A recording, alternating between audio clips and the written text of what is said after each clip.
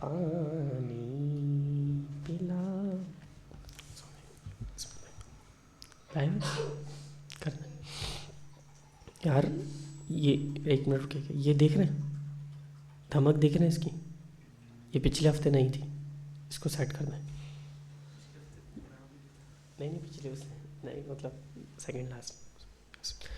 الصلاۃ والسلام علیکہ یا رسول اللہ. الصلاۃ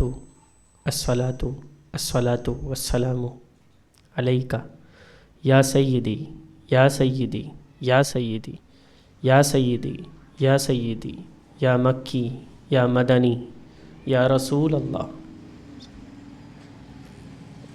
کیسے ہو زہرا, آپ ٹھیک ہیں؟ خیریت سے؟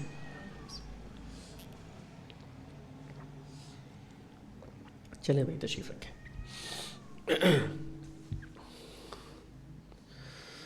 میرے اللہ سب کو بخش دے. بلال بھائی ہاٹ سپاٹس شریف دیے گا. ہمارا نیٹ شریف نہیں چل رہا یار. ابھی لائف تو نہیں نا یار؟ دھمک آ رہی ہے نا انت بھائی؟ یہ ریکارڈنگ میں بھی فیل ہوتی ہے پھر جب کلپس نکلتے ہیں نا. اس کو سائڈ کر لیں. دھمک دھمک دھمک دھمک دھمک دھمک دھمک. اب ٹھیک ہے؟ ٹھیک ہو گیا؟ صحیح آ رہی ہے؟ اللہ زیام تمہیں بخشے میرا رب. دھمک دھمک بہتر ہے. دھمک آ جائے.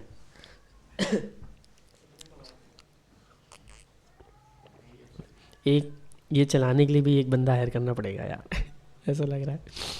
چلیں جی, بسم اللہ الرحمن الرحیم. ایک بار محبت سے درود شریف پڑھ لیں. اللہم صلی علی سیدنا مولانا محمد ماہد الجود والکمال. بسم اللہ. الحمد للہ الحمد للہ الذی دائما قدیرا حیا قیوما سمیعا بصیرا. والصلاة والسلام على سید الابرار نور الانوار سر الاسرار.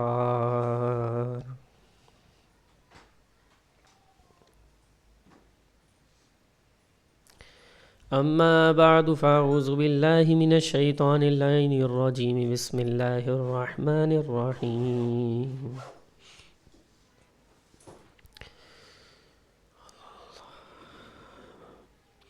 وَلَقَدْ خَلَقْنَا الْإِنسَانَ مِنْ صَلْصَالٍ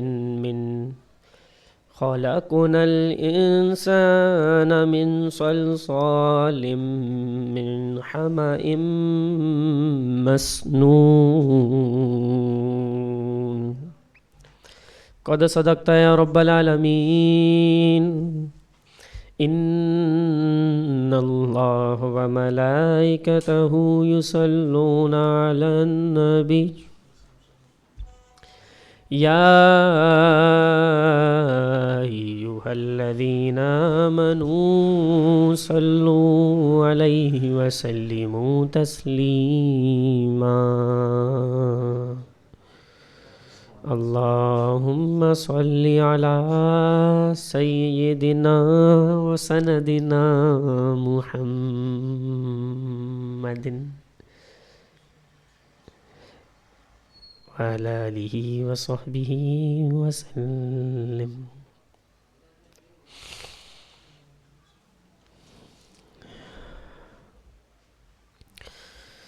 اللہ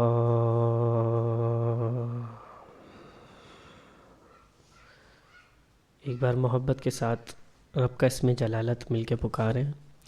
اللہ اللہ اللہ اللہ اللہ اللہ اللہ اللہ اللہ اللہ اللہ اللہ. اللہ رب العزت کا کرم فضل کے اس خالق و مالک نے ایک بار پھر ہمیں اپنے ذکر کی، اپنے فکر کی توفیق بخشی۔ اللہ تعالیٰ آپ سب کا بیٹھنا، ہمارا سننا سنانا اپنی بارگاہ میں قبول فرمائے۔ آج کا موضوع ایک بہت عمومی سا موضوع ہے، اور کئی بار آپ اپنے بچپن سے لے کر اب تک اس موضوع کو سن چکے ہوں گے، اور کئی چیزیں آپ کے علم میں ہوں گی، لیکن کچھ چیزیں بعض اوقات، کچھ اہم نکات، کچھ نئے پوائنٹس، کچھ ترتیب دوبارہ تازہ ہو جانی چاہیے۔ اس کے تحت ایک موضوع کی ابتدا کر رہا ہوں، اور وہ ہے کہ حضرت آدم علیہ السلام کی تخلیق۔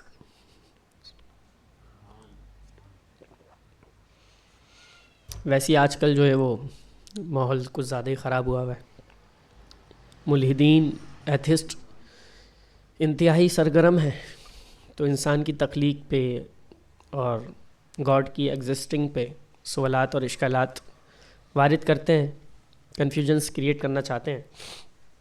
تو یہ منہج تو ایک الگ ہے کہ اس کے جوابات دیے جائیں، ان کا مقابلہ کیا جائے، ان کو منہ توڑ جواب دیا جائے، ان کو سیٹسفائی کیا جائے، ان کو دعوت ایمان دی جائے۔ یہ ایک پورا ایک الگ ڈومین اور منہج ہے، لیکن ایٹ لیسٹ جو آپ کا اپنا سرمایہ ہے، جو ہسٹری ہے، جو دین ہے، جو قرآن ہے، جو نالج ہے اتھینٹک، وہ تو آپ کو پتہ ہونی چاہیے۔ تو ہم تو ادھر جواب نہ دیں وہ ایک الگ بات ہے، پہلے اپنا تو پتہ ہو، اپنی باریکیاں، اپنی پیچیدگیاں، اپنی تمام تر ہسٹری، تاریخ، قرآن سب کچھ پتہ ہو، تو پھر مزہ آتا ہے بات کرنے میں، پھر اتنی جلدی بندہ لڑکھڑاتا بھی نہیں ہے۔ اب دیکھیں، اللہ رب العزت نے ارادہ فرمایا اور حضرت آدم علیہ السلام کو تخلیق فرمایا، جو پورے انسانیت کے والد محترم ہیں۔ حضرت آدم علیہ السلام کی تخلیق ہوئی، اور یہ رب کی قدرت کا ایک عجب نظارہ تھا کہ حضرت آدم علیہ السلام نہ باپ سے پیدا ہوئے، نہ ماں سے پیدا ہوئے، براہ راست اللہ رب العزت نے مٹی سے تخلیق فرمایا۔ اللہ تعالیٰ نے فرمایا فرشتے سے، حضرت اسرائیل علیہ السلام سے، کہ مٹی اٹھا لاؤ، تو وہ رب کے حکم سے زمین پہ تشریف لائے، اور مٹی کو لے کر، ایک مٹھی مٹی لے کر الگ الگ جگہوں سے اللہ رب العزت کی بارگاہ میں پہنچے۔ تو جب انہوں نے مٹی جمع کی، تو مٹی میں سفید مٹی بھی تھی، تو سیاہ مٹی بھی تھی، تو سرخ بھی تھی، گندمی بھی تھی، نرم بھی تھی، سخت بھی تھی، نمکین بھی تھی، تلخ بھی تھی۔ تو یہ تمام تر مٹیاں الگ الگ انداز سے جمع کر کے رب کی بارگاہ میں پہنچا دی گئیں۔ رب کے حکم سے اس کو پانی سے گوندا گیا، ایک گارا بنایا گیا، ایک اسٹرکچر بنایا گیا، اور پراپر ایک باڈی اسٹرکچر بنا کے حضرت آدم علیہ السلام کی صورت بنا کے اللہ رب العزت نے جنت میں رکھوا دیا۔ اب جنت میں رکھوا دیا گیا ہے، یہ ذرا امیجن کریں نا، تو آپ کو ایک عجب کیفیت محسوس ہوتی ہے، یار یہ نظارہ کیسا ہے؟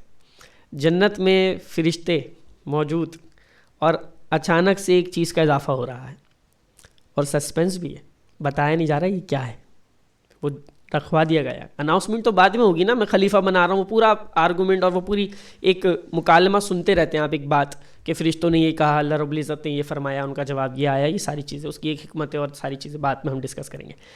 ابھی یہ ہے کہ صرف پتلا، وہ باڈی اسٹرکچر رکھ دیا گیا ہے۔ اب فرشتوں کا انداز جو کتابوں میں لکھا ہے نا، فرشتے آتے جاتے نا، وہ باڈی اسٹرکچر کو دیکھتے تھے، یار یہ کیا ہے، الگ الگ انداز سے نا معائنہ چلتا تھا۔ فرشتوں کا انداز یہ تھا، کتابوں میں لکھا ہے، فرشتے آتے جاتے گزرتے، اوپر سے نیچے تک دکھتے تھے، یہ ہے کیا، یہ کیا ہے، پتہ ہی نہیں چل رہا ہے کہ۔ پھر رب کی طرف سے اناؤنسمنٹ ہو جاتی ہے، فائنل فیصلہ ہو جاتا ہے، اور اللہ رب العزت کی طرف سے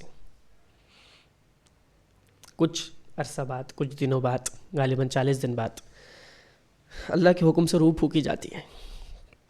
اب اس میں یہ بھی ایک، جہاں تک مجھے یاد پڑ رہا ہے، میں نے اپنا مطالعہ جتنا رکھا ہوا تھا، پڑھا ہوا تھا اس پر دیگر کتب سے، کہ وہ جو باڈی اسٹرکچر تھا نا، اس پہ کئی دنوں تک غموں کی بارش ہوئی تھی، صرف جسٹ 1 دن یا 2 دن خوشیوں کی بارش ہوئی تھی۔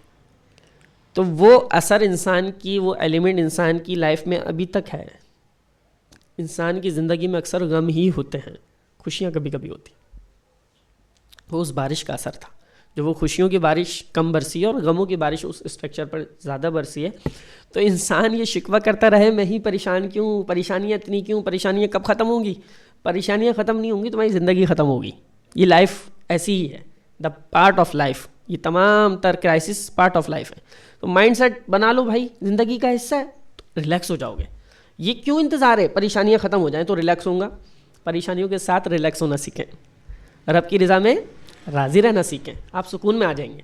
تو آپ کو اپنا اسٹرکچر پتہ ہو نا کہ میری تو وہاں سے چلی ہے نا, تو میرے تو باڈی اسٹرکچر پہ ہی رب کی طرف سے جو رب کی رحمت کی برسات ہوئی ہے وہ خوشیوں کی کم ہوئی ہے, غموں کی زیادہ ہوئی ہے, تو مجھے غم ہی زیادہ ملیں گے زندگی میں. پھر رب کی طرف سے حکم ہوتا ہے, روح پھونکی جاتی ہے. حضرت آدم علیہ السلام کے ناک تک روح آتی ہے تو آپ کو چھینک آ جاتی ہے, آپ چھینکتے ہیں, اور آپ کی زبان مبارک تک جب روح پہنچتی ہے تو پھر آپ جو ہے وہ الحمدللہ کہتے ہیں. تو پھر اللہ رب العزت کی طرف سے آواز آتی ہے یرحمک اللہ, اللہ تجھ پر رحم کرے. پھر اللہ فرماتا ہے کہ بے شک اے آدم میں نے تمہیں اپنی حمد کے لیے پیدا کیا ہے. جو پہلا جملہ حضرت آدم علیہ السلام کی زبان سے نکلا ہے وہ کیا ہے؟ الحمدللہ. کتنی پیاری بات ہے یار. ہم سمجھیں تو ہم کیوں پیدا کیے گئے؟ ہماری زندگی کا مقصد ہی رب کی تعریف بیان کرنا ہے, بس دوسرا کوئی مقصد ہی نہیں ہے. کیوں ہم الجھے کسی کی باتوں میں؟ یہاں تو میں کیا کہوں اب معذرت کے ساتھ, ہم تو تعریفیں کرتے کرتے نہیں تھکتے. ہاں کس کی؟ دنیا داروں کی, دنیا والوں کی. بس جہاں ہمیں نفع نظر آئے, جہاں تھوڑا فائدہ نظر آئے, جہاں تھوڑی بات بنانی ہو, جہاں تھوڑا کام نکلوانا ہو, ہم دیکھو پھر کیسے تعریفیں کرتے. غیروں کی تو تعریفیں کرتے کرتے نہیں تھکتے نا. یہ انسانی مزاج ہے, یہ دنیا کے تقاضے ہیں, یہ دور کے تقاضے ہیں. ٹھیک ہے, تعریف کرنے کا حکم بھی ہے, تعریف کرنے کی فضیلت بھی ہے, حوصلہ افزائی کا طریقہ بھی ہے, سب کچھ ہے. جھوٹی تعریف کی مذمت بھی ہے, سچی تعریف کی پذیرائی بھی ہے, اس کا انکار نہیں. لیکن تمہاری زبان کے تعریف کا اصل مقصد, محور, منبع و مرکز جو ہے وہ صرف رب کی ذات ہونی چاہیے. الحمدللہ رب العالمین. میرے تمام تر تعریفیں میرے رب کے لیے ہیں, میرے اللہ کے لیے.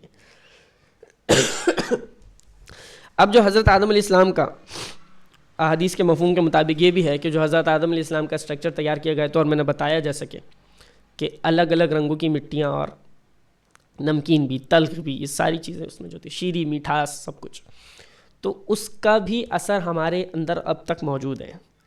یہ خوبصورت نکھرتی رنگت, یہ اٹریکٹ کرتا ہوا کلر, یہ تمام تر چیزیں, یہ کندومی کلر, یہ حبشی کلر, یہ کلر ڈفرینس جو ہے نا, یہ بھی اسی مٹی کے اثر کا نتیجہ ہے, امپیکٹ.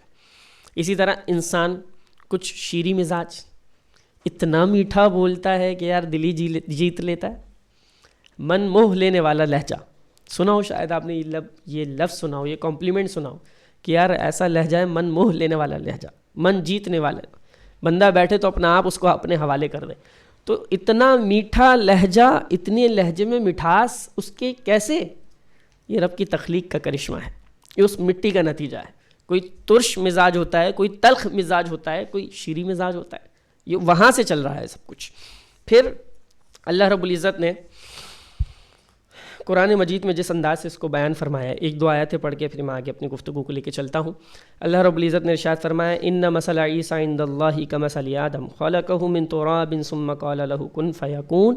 فرمایا بے شک حضرت عیسیٰ علیہ السلام کا حال آدم علیہ السلام کی طرح ہے کہ انہیں مٹی سے بنا دیا گیا اور پھر فرمایا ہو جاؤ تو وہ فوراً ہو گیا. یعنی حضرت آدم علیہ السلام کی تخلیق اللہ رب العزت نے مٹی سے فرمائی. اللہ. اب دیکھیں حضرت آدم علیہ السلام کہاں موجود تھے؟ جنت میں. جب حضرت آدم علیہ السلام کو اللہ رب العزت نے بہشت میں, جنت میں رکھا, تو آپ جنت میں تنہائی کی وجہ سے کچھ ملول سے ہونے لگے, کچھ کمی محسوس ہونے لگی. تو اللہ رب العزت نے آپ پر نیند کا غلبہ فرما دیا, غلبہ نیند کا ڈال دیا. وہ گہری نیند سو گئے. اب گہری نیند سوئے تو اللہ نے اپنی قدرت سے, اپنی تخلیق سے آپ کی بائیں سب سے چھوٹی پسلی سے حضرت حوا سلام اللہ علیہ کو پیدا فرمایا. آپ کی پسلی کو جدا کر کے, آپ کی پیورلی آپ کی پسلی سے, آپ کی پسلی اور آپ کی ہڈی سے حضرت حوا علیہ السلام کی تخلیق ہو گئی, اور اس کی جگہ رب العزت نے گوشت پیدا فرما دیا. کہتے ہیں کہ اس لیے ہر مرد کے دائیں طرف 18 پسلیاں اور بائیں طرف 17 پسلیاں ہوتی ہیں, ہماری ایک پسلی کم ہے. صحیح. تو اب جیسا کہ حدیث میں بھی آیا کہ یہ ٹیڑھی پسلی کی پیداوار ہے، مفہوم عرض کر رہا ہوں، کس کی؟ ٹیڑھی پسلی. اسے زیادہ سیدھا کرو گے تو ٹوٹ جائے گی. تو وہ تخلیق ہی ٹیڑھی پسلی کی ہے، اسے سیدھی بات بھی ٹیڑھی سمجھ میں آتی ہے. یہ عیب نہیں ہے، یہ فیکٹ نہیں ہے، یہ نیچرل ہے، اسے نیچرل قبول کرنا پڑے گا ہمیں. مرد کو اللہ نے ٹھیک ہے وہ چیز دی ہے، ایک فہم، ادراک، فیصلہ، قوت فیصلہ، سب کچھ، تو جبھی تو تم مرد ہو. وہ عورت ہے، وہ ٹیڑھی پسلی کی پیداوار ہے. اگر اس کے ٹیڑھے پن کو ہم کہیں نہیں بالکل سیدھا ہی میری طرح سیدھا ہو کر چلے تو وہ پسلی ٹیڑھی ہے بھائی. تو حدیث میں واضح آیا کہ وہ ٹوٹ جائے گی، سیدھی نہیں ہوگی. تو کسی نہ کسی طرح ایڈجسٹ کر کے گزارا کرنا ہی پڑتا ہے. یہ اس کی تخلیق کا حصہ ہے، ایک عورت ہے. اب یہاں پہ جو میں بہت اہم بات ایڈریس کر رہا ہوں نا، وہ سننے والی ایک ایک لفظ سننے والا ہے. بیوی سے پوچھو تم کیوں بنائی گئیں. ویسے یہ سوال جو ہے نا مشکل ہی ہے، کوئی شوہر اپنی بیوی سے کر لے تم کیوں بنائی گئی، وہ کہتے ہیں ابھی بتا دیا کیوں بنائی گئی. تو بیوی سے پوچھو کہ تم کیوں بنائی گئیں. اچھا میں ایک اور بات کہہ دوں، اب بیویاں کیوں بنائی گئیں یہ جواب وہ لفظوں میں دیں ایک الگ بات ہے، اور اگر ہم ان کے عمل کی بات کریں، سب کی نہیں ہو رہی ظاہر ہے، ایسی چیزوں میں کبھی بھی ہم سب کو ڈسکس نہیں کرتے، ہم کچھ استثنائی صورتیں، ایکسیپشنل کیس ڈسکس کر رہے ہوتے ہیں جہاں کچھ ہوتا ہے. میں زبان درازی کرنے کے لیے بنائی گئی، عمل والا جواب دے رہا ہوں، ان کے عمل کیا بتا رہے ہیں. بیوی کیوں بنائی گئی، بیوی کا رشتہ کیوں بنا، میں زبان درازی کرنے کے لیے بنائی گئی، میں تمہارا جینا حرام کرنے کے لیے بنائی گئی، میں تمہارا کمپیریزن دوسروں کے ساتھ کرنے کے لیے بنائی گئی، میں تمہیں اتنا کرٹیسائز کرنے کے لیے، ٹونٹ کرنے کے لیے، تانا دینے کے لیے بنائی گئی، تم معاذ اللہ حرام کا نام کمانے پہ مجبور ہو جاؤ. یہ کچھ بیویوں کا حال ہے، معذرت کے ساتھ ہمیں سمجھنا پڑے گا. اب بیوی بنائی کیوں گئی، یہ جواب سننا ہے اس دنیا کی پہلی بیوی سے. ٹھیک ہے، پہلی بیوی جو اس دنیا میں تخلیق ہوئی ہے اس سے جواب سننا ہے کہ بیوی بنائی کیوں گئی. آج بیویوں کو یہ سمجھنا پڑے گا. اب سنیں، حضرت آدم علیہ السلام سو رہے تھے، ان کی پسلی سے تخلیق ہو گئی، اب وہ بیدار ہوئے. حضرت آدم علیہ السلام جاگ گئے. جب آپ بیدار ہوئے تو آپ نے دیکھ کر حیران کہ نہایت ہی خوبصورت، حسین و جمیل عورت آپ کے پاس بیٹھی ہے. آپ نے فرمایا تم کون ہو اور کس لیے یہاں آئی ہو. ٹھیک ہے، یہ ایک شوہر کا ہی سوال ہے سمجھے کہ تم کون ہو اور کس لیے یہاں آئی ہو، تمہاری پیدائش کا ریزن، مقصد کیا ہے. تو حضرت حوا علیہ السلام نے جواب دیا، اللہ کتنے خوبصورت الفاظ ہیں یار، سب میاں بیوی کی زندگی میں سکون آ سکتا اگر اسے سمجھ لیں. فرمایا میں آپ کی بیوی ہوں، میں آپ کی بیوی ہوں. اللہ تعالیٰ نے مجھے اس لیے پیدا فرمایا ہے تاکہ آپ کو مجھ سے انس اور سکون قلب حاصل ہو سکے. آپ کو مجھ سے انسیت اور سکون قلب، دل کا سکون مل سکے. میری پیدائش کا مقصد، بیوی کی پیدائش کا مقصد کیا ہے؟ دل کا سکون مل سکے. دل کا بھی سکون برباد، ذہن کا بھی سکون برباد، لائف کا بھی سکون برباد، ماضی کا بھی سکون برباد، حال کا بھی سکون برباد، فیوچر کا بھی سکون برباد. یہ 2025 کی بیویوں کا مقصد تو ہو سکتا ہے. بیویاں، ساری بیویاں کہیں گی یہ کیا کر دیا مفتی صاحب نے. بھائی میں تو یہ بیان کر رہا ہوں یار، آپ سنیں نا، سیکھیں سمجھیں، آپ کی زندگیوں کا سکون آ جائے گا. اس دنیا عالم کی پہلی بیوی کہہ رہی ہے اللہ کے حکم سے کہ میں آپ کی بیوی ہوں اور اللہ تعالیٰ نے مجھے اس لیے پیدا فرمایا ہے تاکہ آپ کو مجھ سے سکون قلب مل سکے، دل کا سکون مل سکے. حضور علیہ السلام نے فرمایا پتہ ہے سب سے اچھی بیوی، سب سے افضل بیوی، سب سے بہترین بیوی کون ہے؟ نبی علیہ السلام کی حدیث. آپ کے شاید میں دور حاضر میں کچھ زیادہ ہی عکاسی کر رہا ہوں، میں آپ کو حقیقت بتا رہا ہوں، ریئلٹی. حضور علیہ السلام فرماتے ہیں مفہوم حدیث، بہترین بیوی وہ ہے کہ جس کی طرف شوہر دیکھے تو وہ شوہر کو خوش کر دے، شوہر کو دیکھے تو شوہر کا دل خوش ہو جائے، وہ شوہر کو راضی کر دے، اور شوہر کچھ کہے تو وہ تابعداری کر لے، فرما برداری کر لے، اس کی بات کو مان لے. کہ یہ بیوی سب سے افضل بیوی ہے، سب سے اچھی بیوی ہے. اب سنیں جی، پہلا ریزن، پہلا جملہ کیا آیا؟ اللہ نے مجھے اس لیے پیدا فرمایا کہ آپ کو مجھ سے سکون مل سکے. اللہ. اچھا اب یہ تھی ایک سائڈ کی بات. صرف ایک سائڈ تو بات نہیں ہوگی نا، دین تو پھر بہترین ہے، کامل و مکمل ہے، ہر ایک کے جذبات، حقوق کا خیال کرتا ہے. اور فرمایا اور مجھے آپ سے انسیت اور تسکین مل سکے. صرف بیویوں نے نہیں کیا، شوہروں نے بھی بڑا جینا حرام کر رکھا ہے، شوہروں نے بھی بڑے حقوق تلف کر رکھے ہیں، شوہروں کو بھی نہیں پرواہ پھر بیویوں کے حقوق کیا ہیں, ان کے جذبات کیا ہیں اور ان کے احساسات کیا ہیں. کوئی انسان ہے کہ کیا رکھا ہوا ہے آپ نے اپنی زندگی میں شامل, کیا آپ کا بیہیویئر کیا ہے, آپ اس سے بات کیسے کرتے ہیں, آپ اس کو عزت کتنی دیتے ہیں. صرف یہی کام ہے اس کے کپڑے دھو دے, روٹی بنا دے اور یہ سب کچھ کر دے, بس یہ بیوی اس کام کے لیے رہ گئی ہے. سنیں, صرف آپ مجھ سے سکون نہ حاصل کریں, دوسرا مقصد کیا ہے, اور مجھے بھی آپ سے انسیت اور تسکین ملے, دونوں طرف سے سکون ملنا چاہیے ایک دوسرے کو. اور فرمایا ہم دونوں مل کر خوش رہیں ہم دونوں مل کر خوش رہیں اور پیار و محبت کے ساتھ زندگی بسر کریں. اور آخری بات سنیں, اور فرمایا اور اللہ کی نعمتوں کا شکر ادا کرتے رہیں. یہ میاں بیوی کے رشتے ریلیشن کی تخلیق کا مقصد بیان ہو رہا ہے, جو کہ قرآن میں بھی اللہ نے فرمایا نا, ازواجا لتسکنوا, کہ میں نے میاں بیوی کا رشتہ بنایا ہی سکون کا ہے. سمجھ رہے ہیں آپ؟ تو یہ میاں بیوی کے رشتے کا جو پہلا جو میں نے آپ کو بتایا مکالمہ ہے, جو ایک بات چیت ہے حضرت آدم علیہ السلام اور حضرت حوا علیہ السلام کی, وہ آپ کے سامنے رکھی. کیا الفاظ ہیں, کیا انداز ہے خوبصورت, دونوں طرف کی رعایت ہو گئی. میں آپ کے لیے اس لیے بنائی گئی کہ آپ مجھ سے دل کا سکون حاصل کریں, اور آپ بھی میرے لیے اس لیے بنائے گئے کہ میں بھی آپ سے سکون حاصل کروں. ہم دونوں مل کر خوش رہیں, زندگی بسر کریں, اور ہاں اللہ کی نعمتوں کا شکر ادا کرتے رہیں. یہ اہم بات ہے, اللہ کی نعمتوں کا شکر ادا کرتے رہیں اور دونوں مل کے کرتے رہیں. یہ نہیں کہ شوہر تو بیچارہ شکر گزاری کے سجدے سے فرصت نہ ملے اور بیوی تو ناشکری کے جملے, مجھے ملا ہی کیا ہے, میرے لیے کیا ہی کیا ہے, میں نے دیکھا ہی کیا ہے, کبھی اس کو سکھ کا پل ملا ہی نہیں, کبھی خوشی کا پل اس نے دیکھا ہی نہیں, کبھی کچھ اس کو اللہ نے نعوذ باللہ نعمت دی ہی نہیں. اور بعض اوقات الٹا بھی ہو جاتا ہے, بیوی شکر گزار ہوتی تو شوہر شکر گزار نہیں ہوتا. نہیں, دونوں مل کر کیا کریں, اللہ کا شکر ادا کرتے رہیں. سبحان اللہ. تو حضرت آدم علیہ السلام کی تخلیق ہو گئی, اور حضرت آدم علیہ السلام کے پاس کس کی تخلیق ہو گئی, حضرت حوا علیہ السلام کی تخلیق ہو گئی. اب اس میں ہمارے لیے کچھ درس ہیں, کچھ اہم پوائنٹس ہیں, وہ ڈسکس کر کے میں اختتام کر دیتا ہوں. اللہ بولے سبحان اللہ.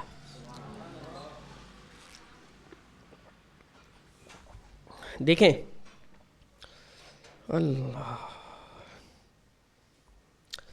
انسان کی تخلیق کتنے طریقوں سے ہوئی یہ آپ کو پتہ ہونا چاہیے. جو کہ میں نے آپ کو کہا نا کہ آپ کو اپنا تو پتہ ہو, ایتھیزم اور الہاد اور ملحدین کے انکار اور ڈیبیٹ اور گاڈ ایگزسٹنگ کی طرف آپ بعد میں جائیں, آپ ان کو تو کلیئر کر لیں, کم از کم اپنی چیزوں تو بنیادیں تو مضبوط کر لیں.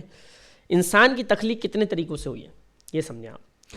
ایک کامن نارمل تخلیق, انسان کی پیداوار, انسان کی پیدائش میاں بیوی کے میلاب سے ہوتی ہے, مرد و عورت کے میلاب سے ہوتی ہے. پہلا طریقہ انسان کا, یعنی جو ترتیب وائز میں بتا رہا ہوں اس لحاظ سے, پہلا طریقہ جو ابھی میں عرض کر رہا ہوں وہ کیا ہے, بالکل کامن جو سب کو پتہ ہے, میاں بیوی کے ملاپ سے انسان تخلیق میں آ جاتا ہے, جس کو اللہ رب العزت نے قرآن مجید میں ارشاد فرمایا, انا خلقنا الانسان من نطفۃ امشاج, فرمایا یعنی ہم نے انسان کو مرد و عورت کے ملے جلے نطفے سے پیدا فرمایا. پہلا طریقہ کلیئر ہے, سب کو ہی پتہ ہے, کامن بات ہے. دوسرا کہ اللہ رب العزت نے تنہا مرد سے ایک انسان کو پیدا فرمایا, تنہا مرد سے, صرف مرد سے پیدا ہوا وہ انسان, وہ حضرت حوا علیہ السلام ہے انسان. ٹھیک ہے, ایک تخلیق یہ ہو گئی. تخلیق کا انداز سمجھیے گا, ایک میاں بیوی کے ملاپ سے, مرد و عورت کے ملاپ سے, ایک تنہا مرد سے, اور ایک تنہا عورت سے بھی اللہ نے انسان کو پیدا فرمایا, حضرت عیسیٰ علیہ السلام, پاک بیوی حضرت مریم سلام اللہ علیہا کے شکم اتھر سے بغیر باپ کے پیدا فرمایا. 3 تخلیقیں سمجھ میں آ گئی, ایک مرد و عورت سے, ایک صرف مرد سے, ایک صرف عورت سے. ہائے ہائے ہائے, سبحان رب کی قدرت پہ قربان.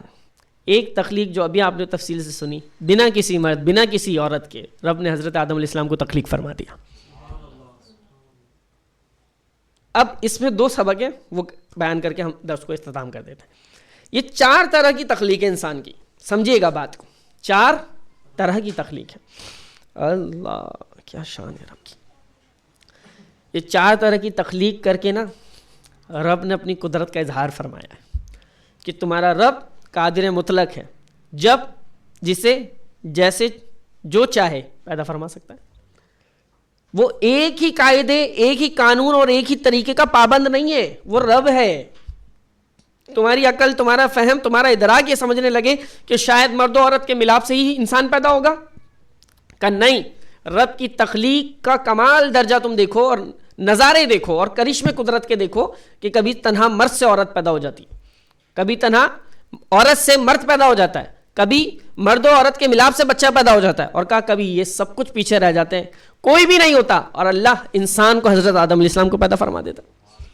اس میں رب کی قدرت کا اظہار ہے کہ دیکھو بندو، دیکھو، اس پہ غور کرو، تم یہ نہ سمجھ لینا رب کسی ایک طریقے کا پابند ہے، جس طریقے سے رب چاہے انسان کو تخلیق کر سکتا ہے۔ اچھا، اب آخری اس میں درس، اور وہ بھی بڑا کمال ہے۔ کہیں عورتوں کے ذہن میں یہ آ جاتا کہ اگر ہم عورتیں نہ ہوتی تو انسان پیدا ہی نہ ہوتے، اگر ہم عورتیں نہ ہوتی تو انسان، اور کئی مردوں کے ذہن میں بھی آ سکتا ہے اگر ہم مرد نہ ہوتے تو انسان پیدا، ہائے ہائے ہائے، اور کبھی مرد و عورت دونوں کے ذہن میں آ جاتا کہ ہم دونوں نہ ہوتے تو انسان پیدا نہ ہوتے۔ یہ جتنے انسان کے ذہن میں اعتراضات آ سکتے تھے نا، جن کی پاسبلٹی تھی، ان کا جواب رب نے اپنی قدرت کی تخلیق سے دے دیا ہے۔ اگر صرف عورتیں سمجھیں کہ ہم نہ ہوتی تو کیسے پیدا ہوتے، تو حضرت آدم علیہ السلام سے حضرت حوا کو پیدا فرما دیا، عورت کے بغیر رب نے پیدا فرمایا۔ اگر مرد یہ سوچے ہم نہ ہوتے تو انسان کیسے پیدا ہوتے، تو اللہ نے حضرت عیسیٰ علیہ السلام کو پیدا فرما دیا۔ اور مرد و عورت سوچے کہ ہم دونوں نہ ہوتے تو انسان کا وجود ہی نہ ہوتا، تو رب نے کہا دیکھو حضرت آدم علیہ السلام کو تخلیق فرما دیا، بنا مرد و عورت کے تخلیق فرمایا۔ تو یہ بس اس تخلیق کا کانسیپٹ تھا، اس میں پوائنٹس سے نکات تھے، رب کی قدرت کی شانیں اور عظمتیں تھیں۔ میں نے کہا مختصر طور پہ اسے بیان کرتے ہیں، اب اس کو ہم آگے لے کر چلیں گے انشاءاللہ۔ پھر میں خلافت بیان کروں گا کہ حضرت آدم علیہ السلام کو خلافت کی اناؤنسمنٹ ہوتی ہے، اس میں کیا حکمتیں ہیں، انسان خلیفۃ اللہ ہے، اور پھر اس میں کیا کیا سنہرے پہلو ہیں جو ہمیں سبق آموز اور سیکھنے چاہیے۔ ایک بہت اہم موضوع ہے، اسے سرسری اور سطحی قسم کا نہ لیجئے گا، آپ کو پتہ ہونی چاہیے، جیسے کبھی آپ کو پتہ لگا پہلے سے ہی علم ہوگا، لیکن کچھ چیزیں ریمائنڈ ہو جاتی ہیں اور ترتیب میں آ جاتی ہیں کہ کس کس طرح سے انسان کی تخلیق ہوئی ہے، جو قرآن میں موجود ہے، اور پھر اس میں حکمتیں کتنی سنہری پوشیدہ ہیں۔ یہ انسان کو اللہ نے کتنے خوبصورت انداز سے، اور مجھے کہنے دیجئے کتنے پیار سے بنایا۔ ایک کال میری نظر سے گزرا تھا نا کہ انسان بعض اوقات سوچتا ہے کہ صرف اس کی عبادت ہی اس کے کام آ جائیں گی، بعض اوقات کسی کا دل دکھانے کی وجہ سے، کسی انسان کو دل آزاری کرنے کی وجہ سے بھی ساری عبادتیں ضائع ہو سکتی ہیں۔ میں نے دل آزاری کے موضوع پہ ایک پورا درس کیا تھا، آپ میں سے جو موجود ہو تو آپ لوگ کو احساس ہوگا کہ دل آزاری کتنا بڑا گناہ ہے، اور بڑا سود والی حدیث بھی میں نے آپ کو سنائی تھی۔ اللہ تعالیٰ میں دل آزاری سے محفوظ فرمائے۔ تو انسان کو اللہ رب العزت نے بڑے پیار سے، بڑی محبت سے، اپنے بڑے خوبصورت ارادے سے تخلیق فرمایا ہے۔ تو اس انسان کو بنے بنائے انسان کو توڑ پھوڑ کر دینا، اس کو ہرٹ کر دینا، اس کی دل آزاری کر دینا، آج اچھا دیکھیں میں آپ کو ایک بات بتاؤں، اب آپ سنتے ہیں دل آزاری کرنا حرام ہے، سخت حرام ہے، گناہ ہے، کبیرہ ہے دل آزاری، جیسے شراب پینا، زنا کرنا، یہ کوئی عام گناہ نہیں ہے۔ دل آزاری کسی مسلمان کا دل دکھانا، تو ایذائے مسلم، کسی مسلمان کا دل دکھانا، دل آزاری کرنا، یہ سخت حرام ہے۔ انسان کو اللہ نے تکریم بہت دی نا، لقد کرمنا بنی آدم، بے شک ہم نے ابن آدم کو عزت بخشی ہے، تو اس کی ہر چیز میں عزت ہے، اور دل تو پھر رب کی محبت کا محور و مرکز ہے۔ قلب المومن بیت الرحمن، یہ اللہ کا گھر ہے، تو دل آزاری کیسے جائز ہو سکتی تھی؟ اب دل آزاری کی اتنی شد و مت، اتنا انسان کو ہرٹ کرنے پہ، انسان کو توڑ پھوڑ کرنے پہ، بھائی ایموشنلی ڈیمیج کرنے پہ اتنی شدت کیوں ہے؟ کیونکہ اللہ نے انسان کو بڑی محبت سے پیدا فرمایا ہے، بڑی تخلیق بڑے اچھے انداز سے ہوئی ہے اس کی۔ وہ کسی ٹوٹے ہوئے دل نے کہا تھا، ٹوٹا ہوا ہی دل لگتا ہے مجھے تو، کہ تو اگر سلیقے سے توڑتا مجھے، ٹوٹے ہوئے دل کی صدا ہے کہ تو اگر سلیقے سے توڑتا مجھے تو میرے ٹکڑے بھی تیرے کام آتے، میرے ٹکڑے بھی تیرے کام آتے۔ اور ایک اور بات ہے، بڑی کمال بات لگی مجھے، اگر سامنے والا کباڑیا ہے نا، سامنے والا کباڑیا ہے، تو آپ کی تمام تحقیق، تمام دلیل، تمام تحریر، تمام الفاظ ردی ہیں۔ تو کتنا سامنے والا کون کتنا اہل ہے، کتنا قدردان ہے، یہ بھی میٹر کرتا ہے۔ آپ کی قدر ہر جگہ یکساں ہو یہ ضروری نہیں ہوتی، اور آپ کے الفاظ ہر جگہ سونے میں تولے جائیں یہ بھی ضروری نہیں ہوتا، یہ تو قدردان جانتے ہیں۔ وہ ہے نا کہ فضیلت والے کی فضیلت کو فضیلت والا ہی جانتا ہے، یہ بات ہے سمجھنے والی۔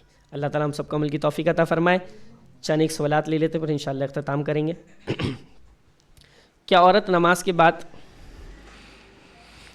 ہاتھ چادر کے اندر رکھ کر دعا مانگ سکتی ہے؟ جیسے نماز کی چادر ہوتی ہے نا، خواتین نماز کی چادر کے اندر ہی ہاتھ کیوں پھیلائیں اور دعا مانگنے لگیں؟ تو یہ سوال کیا جا رہا ہے. دیکھیں اس میں کوئی ناجائز پہلو یا گناہ کا معاملہ نہیں ہے اگر چادر کے اندر ہاتھ ہے، لیکن دعا کے آداب میں سے امام اہل سنت اعلیٰ حضرت علیہ رحمہ نے بھی لکھا ہے، دعا کے آداب میں سے اور بیسٹ آسن مستحسن طریقہ یہی ہے کہ ہاتھ کھلے ہوئے ہوں. اس میں عاجزی کا پہلو ہے کہ رب کے سامنے ہاتھ خالی ہے میرے مولا، یوں تو ہاتھ کے اوپر کوئی کپڑا حائل نہ ہو تو یہ بہتر ہے. اگر کسی غیر محرم کی نظر نہیں پڑی تو ہاتھ کھلے ہوئے ہونے چاہیے. یہی جو ہے وہ بہت اچھا طریقہ ہے، مؤدب طریقہ ہے، اور رب کی بارگاہ میں عز و انکساری کا طریقہ ہے کہ میرے ہاتھ کھلے ہوئے ہیں اور کپڑا ہٹا ہوا ہے.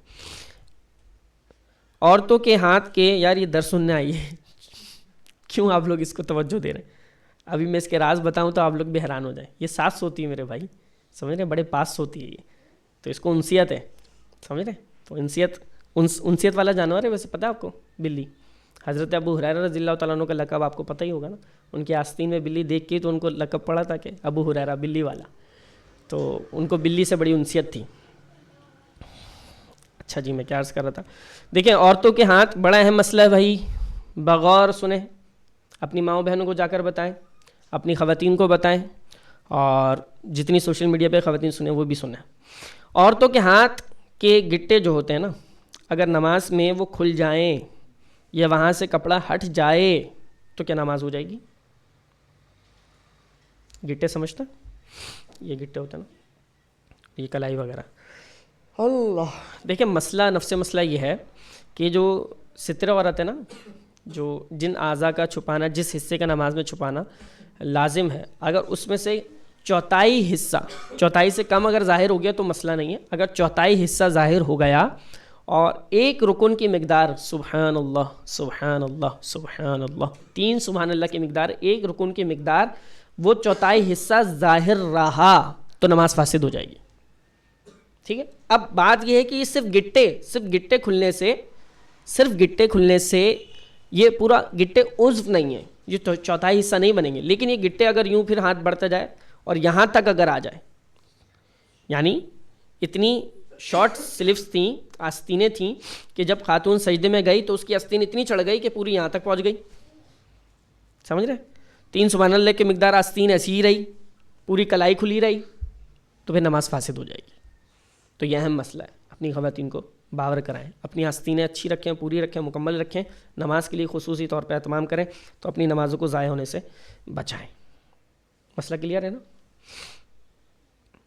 بعض اوقات انسان کے ذہن میں ہوتا کہ میں نے کلیئر کر دیا، لیکن نہیں ہوتا تو پوچھ لیا کریں، کوئی ایشو نہیں ہے. ستیلے داماد سے پردے کا حکم کیا ہوگا؟ دیکھیں داماد سے شرعی طور پہ ساس کا پردہ نہیں ہوتا، یہ تو پتہ ہی ہوگا. تو ساس کا پردہ شرعی طور پہ بنتا نہیں ہے داماد سے، کیونکہ یہ جو ہے نا وہ میاں بیوی کے ملاپ کے بعد ہمیشہ کے لیے ساس نکاح کے طور پہ حرام ہو جاتی ہے اپنے داماد پر. لیکن ستیلی ساس جو ہے نا، ستیلی ساس یعنی یہ جو بیوی ہے نا اس کی ستیلی ماں، صحیح ہے، تو ستیلی ساس سے پردے کا حکم ہوگا، صحیح ہے، یعنی ستیلی ساس کا پردہ بنتا ہے اپنے ستیلے داماد سے. اور ایک وقت میں دونوں کو نکاح میں جمع بھی کر سکتا ہے.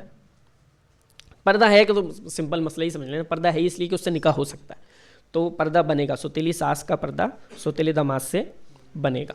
اللہ تعالی ہم سب کو عمل کرنے کی توفیق عطا فرمائے، اور جو کچھ سنا ہے اپنی بارگاہ میں اللہ تعالیٰ قبول فرمائے. وآخر دعوانا الحمدللہ رب العالمین. اللہم آمین. اللہم صلی علی سیدنا مولانا محمد معدن الجود والکرم وآلہ وبارک وسلم. صلاۃ و سلام علیک یا سیدی یا رسول اللہ. یا اللہ یا طاہر یا مطہر یا طیب یا مبارک رب العالمین.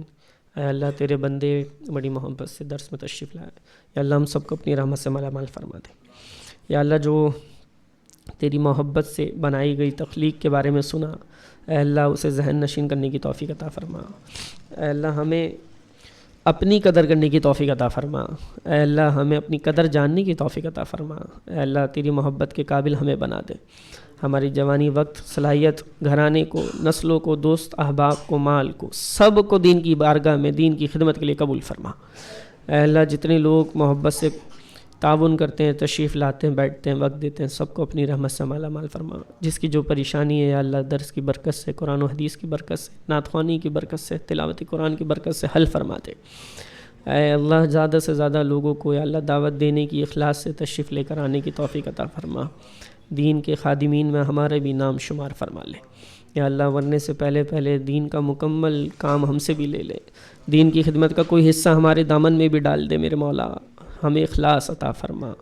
اے اللہ والدین کو صحت و تندرستی عطا فرما، ہم سب کے والدین کی عمر درازی عمر فرما دے یا اللہ، صحت عافیت سکون راحت شفا عطا فرما۔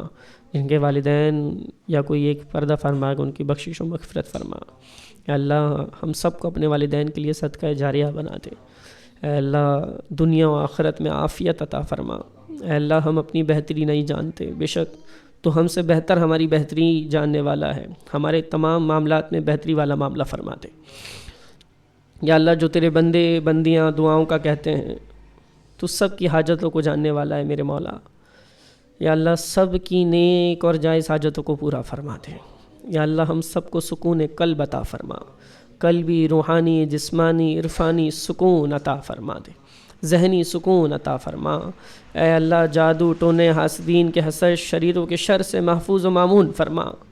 ان اللہ و ملائکتہ یصلون علی النبی یا ایھا الذین آمنوا صلوا علیہ وسلموا تسلیما کثیرا۔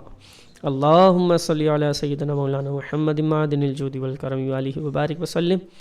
صلاۃ و سلام علیک یا سیدی یا رسول اللہ۔ سبحان ربک رب العزۃ عما یصفون وسلام علی المرسلین والحمد للہ رب العالمین۔